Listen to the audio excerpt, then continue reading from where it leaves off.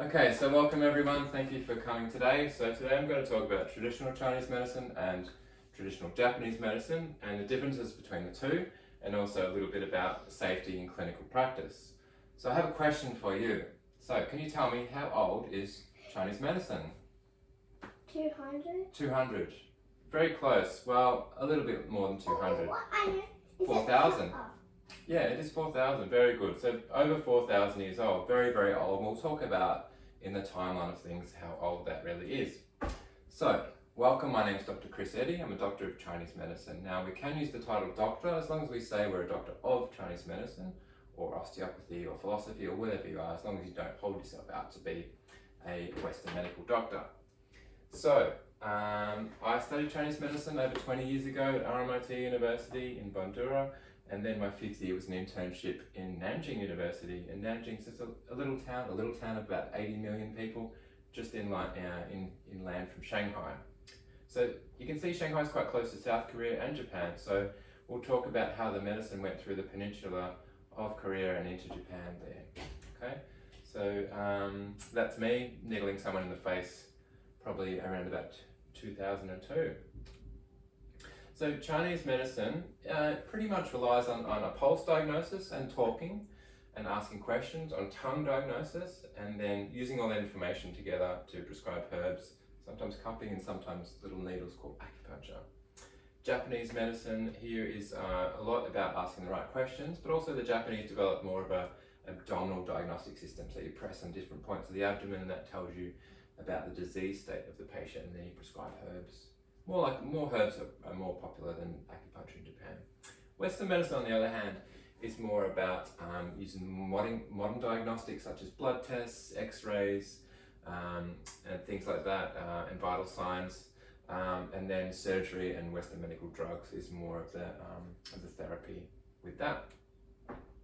Now, talking about Oriental medicine and a bit of timeline, just to give you a bit of a time and space. So 4,500 years ago, the Great Pyramid of Giza was built in Egypt, and then maybe 1,000 years after that, between 3,000 and 4,000 years, China started developing their own medical system in the Shang dynasty, and then a couple of thousand, maybe 1,000 years later, about 2,500 years ago, 2,200 years ago, during especially the Han dynasty. The foundation was really set of Chinese medicine. So a lot of the classical books that we still work with today were written and developed and created a system of acupuncture and herbal medicine. Maybe 400 years after that, Japan and China were trading and exchanging ideas. This was during the Kofun period in Japan, and that's a burial mound that was quite classical for that era in Japan. So China and Japan traded and introduced some medicine at that time. But it probably wasn't for another 300 years, perhaps later, around about 400 to 600 AD, when China really introduced the full structure of Chinese medicine into Japan, which then over time became what's called Kampo, which is more of a Japanese system of medicine. And then over the next 1,000 years, things developed quite a lot. Now, around about 70 years ago, there was a system called TCM, which is what we practice today, traditional Chinese medicine, not what I practice, but what's taught in universities. Now, not a lot of people know, but it's only 70 years old. So Mao Zedong, during the reign of China, created a communist government, and he saw it as, even though he didn't use traditional Chinese medicine himself, he thought it was a national treasure and also a cheap medicine to teach people in the country. Now, we thought it was 4,000 years old, but then something crazy happened. In the Austrian Alps, about maybe 20 years ago, they found an Iceman, 5,300 years old, with 61 tattoos on his body, all on acupuncture points. Now, this is in Austria, a long, long way from China. So we're a little bit confused now, because that's a lot older than we thought originally it was. So very interesting. Actually, Brad Pitt's got a tattoo of this guy on his body. I don't know why, but anyway. So a little bit of a confusing point, but an interesting point nonetheless. We're still confused by it. Now, a little bit about Chinese medicine. So Chinese medicine is very much based on macrocosm and microcosm. Now, what does that mean? So that means that, let's say the sun shines down on the ocean, and it warms it and it evaporates it. So the water goes up into the sky, makes clouds, and then that causes condensation, and then what's called precipitation, which means rain. So the water gets evaporated, sucked up into the air, makes a cloud, and then rains down, gets stored in lakes and groundwater and then circulates around and around. So the Chinese thought this is a little bit like the body. So in the upper part of the body, you've got the heart, and the heart creates heat and pumps blood, and then the lower part of the body, you've got the kidneys and the bladder and the water, and that circulates around. And when you have disease states, there's a bit of a problem with this natural flow of things. So again, gas and liquid. So you can have a gas state and a liquid state, and there's a change of matter. Now, I'm not going to go into too much detail here, but just give a little bit of a snapshot of Chinese medicine, how it works. I've got the basic, you've probably seen the yin and yang symbol here and there, tattoos and rings and all kinds of terrible things. So basically what it means is yin and yang is just the very basis of things. It's hot and cold, or dark and light, or excess or deficient. It's a polar opposite of things and how they work together and they flux together. Then a little bit deeper, then we look at dividing the body into blood diseases or fluid diseases or metabolism diseases. And then more complex, we have more of a 5-element system, which I won't go into, but basically things become more and more complex as you understand things in terms of disease. Now, what's a typical Kampo, so Japanese Kampo medicine examination? So first, the patient will walk in and they'll be asked a lot of questions about their health, about their temperature, their stool, urine, their appetite, all kinds of things. And then they'll be pressed on their abdomen, they'll look at their tongue, and then they'll check their pulse, and all that information will equal a formula, and they'll be given some Kampo medicine, which is herbal medicine. So again, diagnosis and treatment. Generally, it's the pulse, plus the abdomen, plus the signs and symptoms, plus the disease, so catch a cold, equals the formula or the acupuncture points. There's a lot of information there, but basically that's a little chart I drew. So let's say you've got a headache, or you might use those two formulas. If you've got some back pain, you might use those two formulas. So let's just look over that again. So let's say you've got irregular menstruation, chill feeling, edema, fatigue, plus your abdomen is a little bit tense, plus your pulse is a bit wiry, your tongue's a bit swollen and wet, you might use that formula. So it's quite straightforward.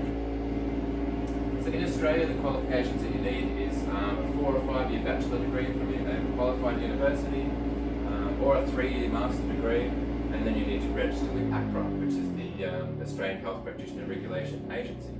So they oversee things like chiropractic, dental, osteopathy, paramedicine, pharmacy, etc. So we're all under the same banner. So it's a proper regulation. You need about 1,600 hours of clinical of study hours, and then also 500 hours of supervised clinical experience as well. So that helps us prevent getting problems. So what are some of the dangers of Chinese herbal medicine we've found with dysregulation, with not regulating things properly? So you might get contamination from bacteria or viruses. It might be poorly labelled, like how many, what's the dosage for different ages. Adulteration, it may have included drugs or paracetamol or things that aren't meant to be in there. It might be contaminated. There may be toxic herbs that shouldn't be in there, or endangered species such as rhino horn, things like that from animals that are getting culled in the wild that are already endangered. The other danger is acupuncture.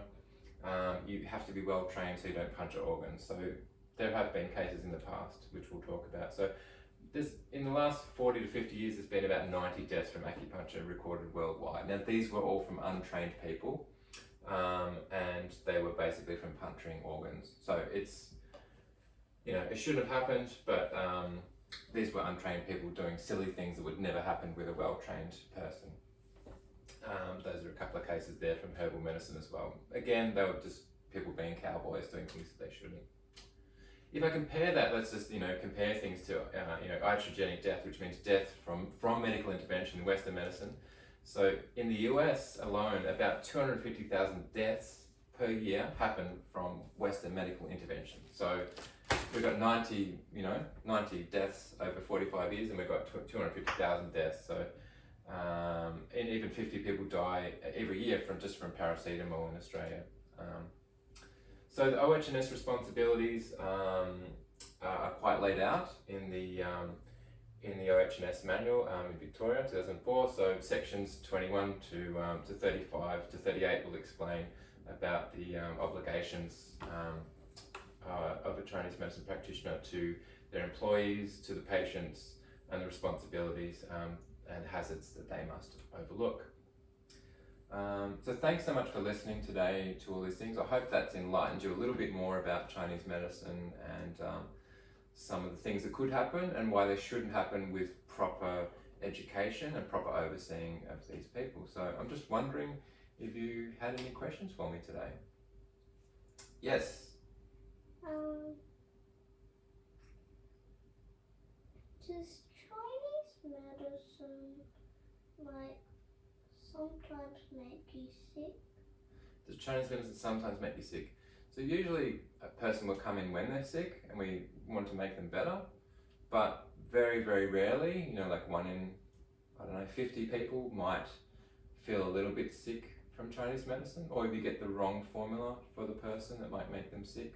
And some people just have strange allergies that you could never foresee. So sometimes, people get sick with drugs, with food, with lots of things, but yeah, sure, definitely, it's medicine, so it's strong and you have to be careful of it. So yeah, people can get sick, but more times than not, people will get better rather than sick.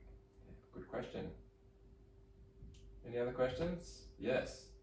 So you described all the possible dangers Chinese medicine can cause. What's the best strategy to avoid all these dangers?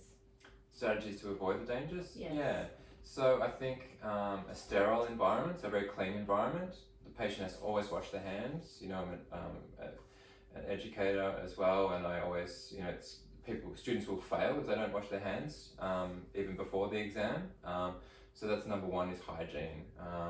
Using sterile equipment, making sure the patient has eaten something if you're doing acupuncture so they don't faint.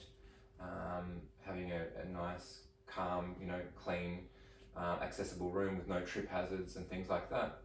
And in terms of herbal medicine, it's really just using certified herbs that are OST-L, so listed and registered herbs that are safe and have been tested by the TGA, Therapeutic Goods Association in Australia, and to do your best, do a thorough investigation to make sure you're getting the right formula for the right patient. That's about as much as I can think of at the moment. Yeah. Thank you. Yeah, great. And one more question. Why are you a doctor? Why am I a doctor? I like helping people, and I enjoy the interaction with people and making people feel better, and then when people come back and say thank you so much, I'm so much better, you fixed my problem. It's a good feeling. I like it. Thanks for the question. And thanks for listening to my presentation. Thank you very much. Good.